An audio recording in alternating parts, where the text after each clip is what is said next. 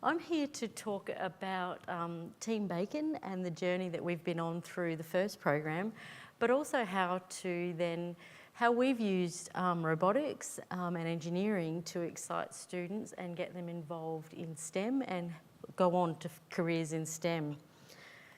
A long time ago, 6 years actually already, it's kind of scary to think it's that far back, we were approached by BAE Systems to take part in a new program called First Lego League that they wanted to introduce to Adelaide. And we were one of 8 teams. I had a group that I had been working with at school since they were in grade 2. And they were quite an amazing group. They were just one of those very lucky chances to have a really critical mass of out-of-the-box creative thinkers that really needed a challenge and really embraced a challenge. And so we decided to go ahead and join the program, and Team Bacon was formed, their choice, not mine. And so we joined First Lego League. We had no idea what it was. We really didn't. All we knew is that we needed a Mindstorms Lego robot part kit, and that we would get a box of parts and make a table and a challenge, and the robot would have to do all these different challenges. And really, it really was a case of all of us learning together, because I had no idea and they were actually quicker learners than I was. So my job was really keeping up with them and keeping things moving for them so that they could have the challenge, meet the challenge and feel really good about what they did. Now, First Lego League is not just robots, and I think that's the real key to the first programs. It is as much about research projects, and they have a themed research project every year.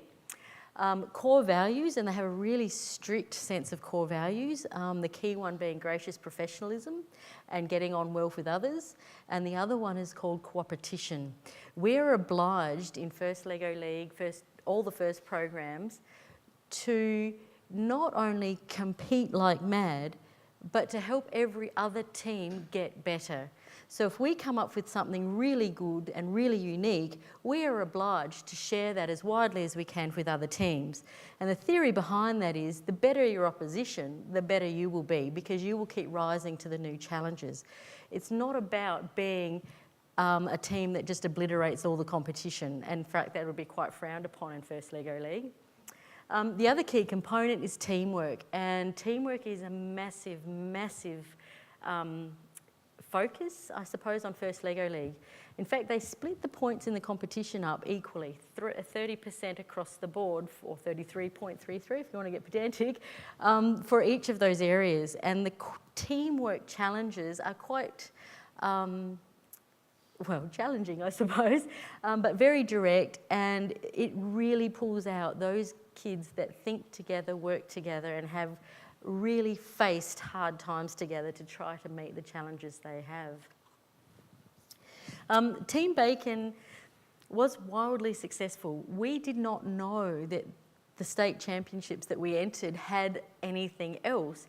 And we actually were there collecting our trophy, and one of the media came up and said, "How do you feel about winning the $5,000 and trip to Sydney?" And we all looked at each other and said, "Sydney? What trip? What prize money?" We had no idea. But BAE Systems actually funded our team to go to Sydney to compete in the national championships. And they were really successful there too. They won the research award. Their research project that year was a human body theme, and they developed a space saver spacer, an asthma phase spacer that would actually fold up and fit in your pocket. They got a patent on that, and they took it all sorts of places, and we'll go into that a bit more later. So they went through the national championships, and they basically were second in the country. And because of that, they were offered a place at the World Championships in St. Louis in the United States. And yeah, I'm still not sure that it was the perfect decision at the time, but we decided to go for it.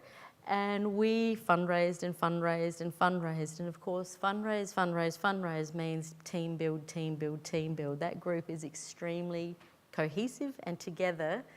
But we managed to get 7 students from a very low socioeconomic area to the United States for a month-long tour without any expenditure to the parents. So it was a massive effort, and it was possible through the school and for our community. It was a wonderful, wonderful, I guess, community spirit raising event. We had everyone behind us. We attended the World Championships, and this little bit here, they're only the international teams. That's none of the American teams, which probably doubled that amount. We had teams from everywhere, and I think that was the most exciting part of the event, was how many people we got to network with. Again, we were stunned. We won a world award for our Space Saver Spacer. We won the Strategy and Innovation Award over there, and again, it's just, looking back even now, it just seems like a whirlwind. While we were there, we decided not just to go to the competition, we decided we might as well use the time, and we went on an engineering study tour, and we took in a lot of places across the States. Probably the most memorable was Space Camp for a week, which was again more team building and more challenges for the kids. And they certainly do, and they certainly did look at life from a different perspective. That group's world perspective widened dramatically through the tour.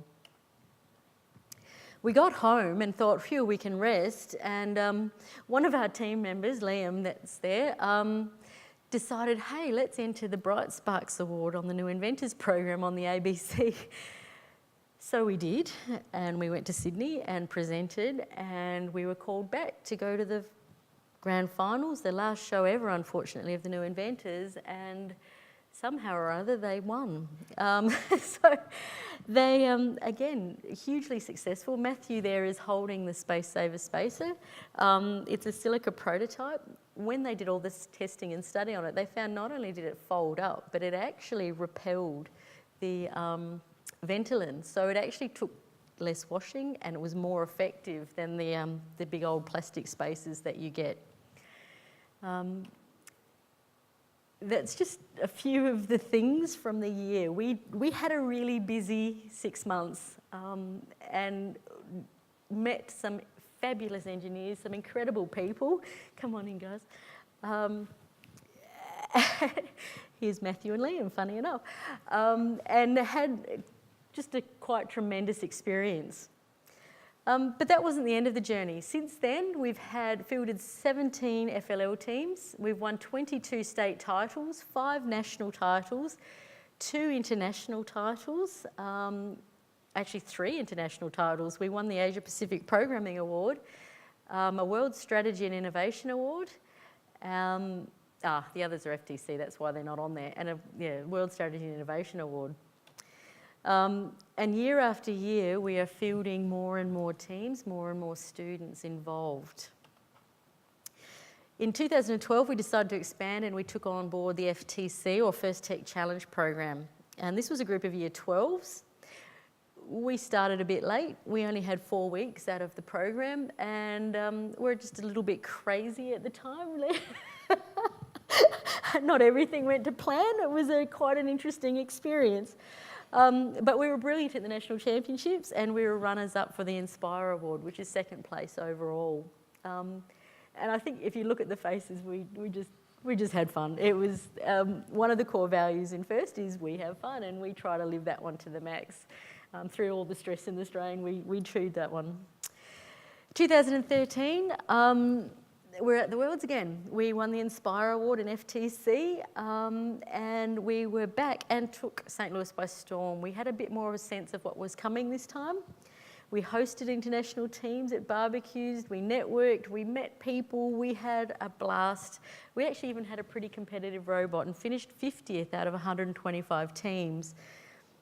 Now, the components that we used in Australia to build our robot was called Matrix in those days. And I distinctly remember one of the American team builders coming over and said, wow, that's the best Matrix robot we've ever seen. Pity it's Matrix. Our robot was underpowered, under strength, and just couldn't compete against their bigger ones. And since then, we've actually switched to the other types. It's made a big difference for us. 2015, we were overseas again. We were invited to Beijing to take part in a program to help inspire Chinese students and teachers to think more creatively and to use robotics to develop problem-solving skills. That's young Adam on the screen. I think he's in the audience. I saw him sneak in over there, sitting in the back there. Adam managed to get 6 Chinese teams robots on the field because they had robots but they didn't have coding, and so all through the competition all we would hear is, where is that boy, where is that boy? I don't think he got time to work on our robot at all. He was so busy helping all of the other teams get into the field, and that's what FIRST is about. We also took part in the Asia Pacific Invitational with FLL and FTC, and we're in the semi-finals in an alliance with China and Mexico. It really is international opportunities. And our girls that year won the programming award at the international level, which was just fabulous. In China, we were again amazed. We won the robot challenge. Now, if you know Team Bacon, we are really good at research, we're really good at teamwork, we're really good at outreach, but we're never really 100% with our robots. So to win the robot challenge was a real turning point for our team. And we also won the Robot Design Award.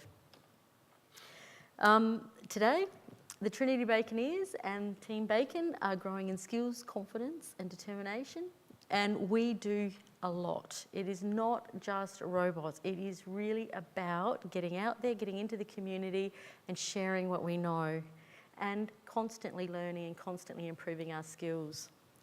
We do a lot of outreach events. We train younger students and have Robo Fun Days.